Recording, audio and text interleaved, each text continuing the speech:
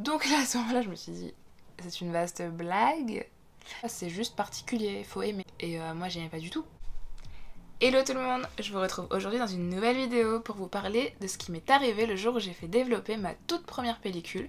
Et c'était une pellicule très particulière puisque c'était une pellicule qui était périmée depuis 12 ans. Pour vous raconter cette histoire, je vais commencer par le début. Tout a commencé quand, je pense que vous avez remarqué que sur Instagram, on voit de plus en plus de gens qui se remettent à l'argentique, qui font des photos avec des appareils photo jetables et tout, que ce soit pour l'été. Du coup, j'ai repensé à quand ma mère faisait des photos de moi avec son appareil argentique. Et c'est vrai que je me suis dit que c'était quelque chose qui me manquait, que vraiment ça donnait un certain truc aux photos. Ça leur donne un rendu très particulier qui est pas reproductible avec des appareils numériques. Du coup j'ai décidé que j'allais m'y mettre aussi, que j'allais recommencer à faire des photos argentiques puisque j'en faisais quand j'étais petite.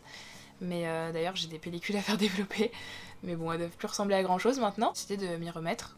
Et du coup j'ai repensé à ma mère qui avait justement un appareil quand j'étais petite qui me prenait en photo avec et tout. Et du coup j'ai décidé d'aller chercher ce fameux appareil. Donc je l'ai retrouvé. Après toute une journée de recherche dans mes placards, j'ai retrouvé l'appareil de ma mère qui est un Konica MT100. Donc c'est un appareil autofocus, donc c'est très pratique quand vous commencez, quand vous n'êtes pas un pro. Il est assez petit, enfin comme vous pouvez voir il fait la taille d'une main, donc voilà, très pratique pour l'emmener partout, pour faire plein de photos. Donc j'ai voulu réutiliser cet appareil. Le truc c'est que je me suis souvenu que ma mère, quand j'étais petite, elle avait acheté du coup un nouvel appareil, un appareil numérique, et je me souvenais plus si elle l'avait fait parce que l'appareil ne fonctionnait plus, ou si elle l'avait fait pour se mettre un peu à la page du numérique et tout, et qu'elle s'était dit ouais c'est plus économique, plus beau, et la qualité est meilleure, est-ce que c'était pour ça qu'elle avait changé d'appareil? Ne me souvenant plus, je me suis dit bah je vais essayer de voir si je peux le faire fonctionner. Donc j'ai simplement ouvert ici, et je me suis rendu compte qu'il n'y avait pas de pile. Donc j'ai cherché sur internet quelle pile prenait cet appareil. Donc cette pile sur internet a coûté assez cher. Ça devait être une quinzaine ou une vingtaine d'euros, enfin c'était assez cher. C'est une pile CR123, voilà. C'est le genre de pile qu'on ne peut utiliser que pour un appareil photo. Genre, ça ne s'utilise dans rien d'autre, j'ai l'impression. Enfin, en tout cas, sur l'emballage, il y avait un appareil photo, donc j'imagine que c'est quelque chose qu'on utilise vraiment pour les appareils photo. Et je l'ai trouvé, bien sûr, moins cher, parce que j'allais pas mettre 15-20 euros dans une pile. Je suis allée voir directement en magasin à Leroy Merlin. Parce qu'il n'y en avait pas à Carrefour, parce qu'évidemment personne n'utilise cette pile, pourquoi ils en vendraient à Carrefour? Donc ils en vendaient quand même à Leroy Merlin et il me semble qu'elle m'a coûté 4 euros, donc pas très très cher. Je suis rentrée fièrement avec ma pile et je me doutais que potentiellement ça n'allait pas fonctionner, mais j'ai eu l'espoir. Et tout simplement j'ai mis la pile dans l'appareil et ça n'a pas fonctionné. J'ai compris que ma mère avait acheté un nouvel appareil tout simplement parce que l'appareil était en panne. J'étais déçue. Moi je suis comme ça, en fait quand je suis déçue ça me frustre et je me sens obligée pour compenser cette frustration. Et du coup je me suis dit il faut que je m'achète un appareil. Alors c'est devenu une obsession, j'ai commencé à chercher partout où je pouvais trouver un appareil et on m'a dit que je pouvais en acheter dans des brocantes où là par contre les gens souvent ils ne savent même pas eux-mêmes si leur appareil fonctionne, donc c'est un peu petit bonheur à la chance. Sinon sur Amazon, c'est discount et tout. Et pareil, les gens ils vous disent toujours je vends l'appareil, je vous garantis pas qu'il fonctionne. Donc là tu te doutes qu'il y a de fortes chances que l'appareil ne fonctionne pas. Donc à ce moment là je me suis dit bon c'est mort, je vais pas acheter sur internet, je vais acheter en physique, être sûr qu'il fonctionne, pouvoir le tester. Et j'ai trouvé sur internet la boutique Kodak à Paris, donc ça c'est pour les gens qui habitent à Paris ou en banlieue parisienne. Et vous avez une boutique Kodak Express et j'y ai acheté mon appareil actuel que je vous ai déjà présenté dans une vidéo précédente où je parle justement de photos. C'est mon Olympus Super Zoom 700BF, mon bébé, regardez. Donc super zoom parce qu'il a un zoom de fou. Voilà.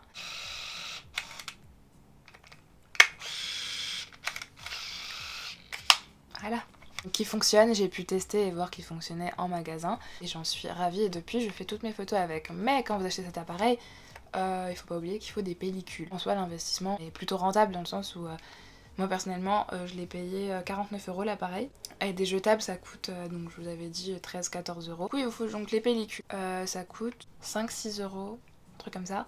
Il est rentabilisé assez rapidement. Et le truc c'est que quand j'ai trouvé cet appareil, donc celui de ma mère, j'ai aussi trouvé une boîte de pellicules qui n'avait pas été utilisée. Donc 3 pellicules, 24 poses. Et j'ai pas tellement réfléchi, je me suis dit allez je vais les utiliser. Pour moi une pellicule ça ne périmait pas en fait. Genre un peu naïvement j'ai pensé que je pouvais utiliser de vieilles pellicules sans souci. Donc j'ai mis la pellicule dans l'appareil et puis quelques temps après j'ai commencé à faire des photos Et puis j'ai décidé de regarder en dessous la date. Et en fait il y a écrit janvier 2007. Donc c'est la date d'expiration. Donc je vous lis ce qu'il y a écrit. À développer avant janvier 2007. Évidemment, je n'ai rien écouté, hein. Enfin, voilà, je me suis dit, bah de toute façon, il est là, la pellicule est là, je vais tenter. J'ai regardé du coup des vidéos de gens qui, justement, avaient des pellicules périmées et qui les utilisaient quand même. Et le rendu était cool. En vrai, la pellicule était normale, mais simplement, elle avait un côté... les couleurs étaient un peu plus... on va dire un peu marron, un peu plus sombre, un peu plus... Mais je trouvais que ça donnait encore plus de style à la photo. Du coup, j'étais rassurée, je me disais que mes photos seraient bien. Donc j'ai clairement passé toutes mes vacances à prendre des photos avec donc mes pellicules périmées. Il y en avait 3, j'en ai utilisé 2, il m'en reste une que j'ai pas encore utilisée, que je pense que j'utiliserai. Là j'ai pris pour l'instant une nouvelle pellicule, donc j'ai acheté mes nouvelles pellicules, qui pour le coup ne sont pas périmées, et j'attends de voir ce que ça donne. Et une fois que j'aurai développé, je repasserai je ferai la dernière pellicule parce que je vais pas la jeter alors qu'elle n'est pas utilisée, je m'en fous que les photos soient comme vous le verrez. C'est pas grave, tant pis, ça donne un certain style, il y a des gens qui aiment je pense. J'en ai même mis une deuxième du coup, puisque j'avais pas encore fait développer la première, donc j'ai mis la deuxième. J'avais besoin de continuer à faire des photos, donc j'ai mis ma deuxième pellicule et ensuite j'ai fait développer les pellicules au Kodak Express, qui d'ailleurs faisait une offre, alors je ne sais pas si elle est toujours valable, mais en gros quand vous achetez un appareil au Kodak Express, on vous offre le premier développement de votre pellicule avec numérisation. Donc pas l'impression papier, mais vous avez le développement et la numérisation. Donc en gros vous recevez vos photos par mail. Je les fais pas imprimer parce que je considère que si la photo elle est ratée, bah je vais pas l'imprimer. D'ailleurs je vous en parlerai dans une prochaine vidéo normalement. Je vais essayer de faire ça très bientôt. Je vais vous parler de l'impression de mes photos. Donc en gros je paye 12 €, parce qu'en gros j'ai fait développer la première gratuitement et la deuxième donc c'était 12 €. Donc j'ai attendu quelques jours de recevoir mes photos. Et là, en ouvrant le mail, je me dis, il y a un problème. Je vous laisse voir, donc je vous mettrai des exemples. Mes photos étaient violettes. Alors violette, pas un peu violette, je veux pas dire c'était pas violacé, c'était violet. Genre violet pétant. Donc en gros il y avait aucune couleur vraie couleur des photos quoi. En gros les photos étaient violettes. Là je me suis dit, c'est une vaste blague. Mes photos sont ratées, du coup mes photos sont toutes violettes, qu'est-ce que je vais en faire? Et puis finalement je me suis dit bon, il y a peut-être moyen de rattraper ça. Alors j'étais dégoûtée parce que ici il y a une chose que je ne voulais pas faire avec ces photos, c'était avoir à faire du traitement d'image en fait.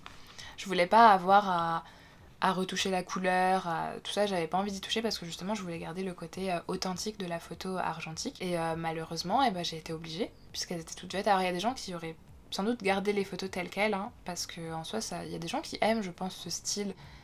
C'est pas moche en soi, c'est juste particulier, faut aimer. Et moi j'aimais pas du tout. Donc je me suis dit, à la limite je le garde, tant pis, le violet est là, j'y peux rien. Mais j'aimerais adoucir cette couleur trop prononcée en fait. Du coup j'ai fait du traitement d'image, j'ai diminué la saturation, j'ai ajouté un peu de teinte verte aux photos, j'ai diminué les teintes roses, enfin voilà. J'ai fait tout ce que je pouvais, hein. Franchement je me suis battue. Et finalement du coup je ressors avec, donc je ne récupère pas les couleurs. Il y a des photos qui ont moins ce côté violet parce que certaines sont prises avec beaucoup de lumière. En fait toutes celles qui sont très lumineuses, donc notamment une photo que j'ai prise à la plage, elle est très exposée en fait. Du coup il y a quand même des couleurs qui sont restées et elle n'était pas très rose, mais du coup il y a des photos qui étaient complètement... Enfin voilà, quand j'ai retouché la couleur ça les a complètement dénaturées. Je me suis dit que peut-être que ce serait une bonne idée de les mettre en noir et blanc. Et je l'ai pas fait encore mais j'y pense peut-être avant de les imprimer. Et les moins catastrophiques, je peux rattraper la couleur, donc elles restent toujours un peu roses. Elles sont comme ceci. Vous voyez qu'elle est un peu rose, donc c'était à Londres. Parce que j'ai pris mes photos de Londres avec cette pellicule, je suis dégoûtée, il y a plein de photos qui ressortent trop mal. Mais du coup cette photo donc à Londres est un petit peu rosée. D'un côté ça va, ça donne un certain cachet je trouve à la photo, mine de rien. C'est plutôt sympa. Et il y a des photos pourtant qui ont été prises, donc une photo qui a été prise au même moment et qui n'a pas eu cette teinte. Alors je vais cacher, c'est une photo de ma maman, mais je vous cache ma maman, mais c'est la même photo et elle est un peu moins rose que la mienne. Hop, vous pouvez voir. Je sais pas si vous verrez bien la différence de couleur, mais elle est un petit peu moins rose, elle est un petit peu plus marron. Et bon, elle est sortie un peu mieux, ça a varié.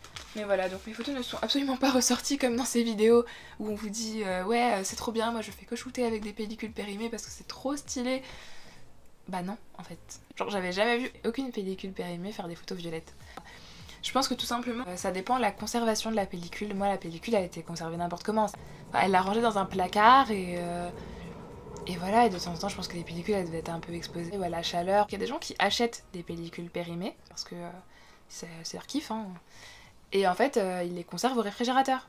Mais moi j'ai appris ça qu'après. Moi les pellicules de ma mère elles ont pas du tout été gardées au frais. Et je pense que c'est pour ça en fait que les pellicules sont violettes. La première pellicule était très violette et la deuxième était un peu moins. Je croise les doigts pour que la troisième le soit pas du tout. Mais en vrai je ne pense pas. Je ferai des photos un peu pour m'amuser avec. Hein. Je ferai vraiment des photos pour le kiff et pas des photos souvenirs comme j'ai fait avec la première pellicule où j'ai fait des photos de Londres. Donc des photos que je voulais vraiment garder en souvenir et que je pensais qu'ils seraient trop belles. Et qui finalement pas du tout. Je le ferais plutôt des trucs fantasy avec mes amis et tout, juste pour rigoler, avoir des photos de nous. Vous pouvez les retrouver d'ailleurs sur mon Instagram, que je vous écrirai quelque part. J'en posterai peut-être d'autres à l'avenir, c'est même sûr que j'en posterai d'autres à l'avenir, et notamment les photos de la nouvelle pellicule, qui cette fois ne devrait pas être violette. Pourquoi pas en faire une vidéo, j'y réfléchirai. Je vous donnerai comme conseil de vous lancer si vous avez vraiment envie de vous lancer dans la photo argentique. Franchement je vous recommande vraiment de le faire. Il y a des gens même qui peuvent tenter de développer vos photos vous-même. Alors faut savoir que ça nécessite la manipulation de produits chimiques. Essayez de le faire avec, précautionneusement avec des gants et tout. Mais vous avez des kits vendus sur Amazon si vous voulez, je vous mettrai le lien en barre d'infos pour trouver tous ces produits. Vous pouvez aussi vous renseigner sur YouTube. Moi j'ai vu des vidéos sur YouTube de gens qui développent leurs propres photos. Moi je trouve ça un petit peu compliqué donc je ne le fais pas. Parce que le développement en soi, préparer sa pellicule au développement c'est pas si dur, ça demande juste de mélanger des produits et tout. Mais le plus dur ça va être après tout ce qui est développement, c'est-à-dire donc vraiment prendre la pellicule, développer la pellicule, prendre les photos, traiter les images, il faut les scanner et tout, et ça demande un matériel particulier pour scanner ces photos. Mais si vous êtes passionné et que vous voulez vraiment le faire, faites-le parce que je pense que c'est super épanouissant de le faire et je pense que le budget est un petit peu élevé pour avoir tout le matériel vraiment nécessaire. Et bien voilà, cette vidéo est maintenant terminée, j'espère qu'elle vous aura plu, elle fait partie donc de cette série de vidéos sur les photos. Si elle vous a plu, n'hésitez pas à aimer cette vidéo. N'hésitez pas non plus à vous abonner pour voir mes prochaines vidéos et à activer la cloche de notification si vous en avez envie pour être au courant les premiers de quand je poste une nouvelle vidéo. Vous pouvez également me retrouver sur mon compte Instagram. Je vous fais des gros bisous et je vous dis à la prochaine. Bye!